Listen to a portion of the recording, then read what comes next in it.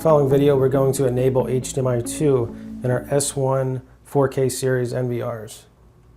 So first you want to right click, go to main menu, then go to system, and then under the general tab, enable navigation bar.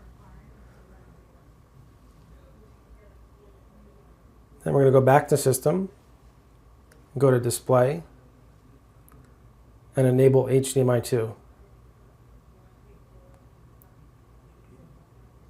All right, after you do that, you're going to right click again to exit, and then go to the bottom of your page with your mouse and left click. Your navigation bar will now appear, and there you have your screen 1 and screen 2 for HDMI 1 and HDMI 2 selections. You could either do a 1-screen display or a 4-screen display on HDMI 2, and this is where you would make those choices. Please visit our website at securitycameraking.com for more information. Thank you.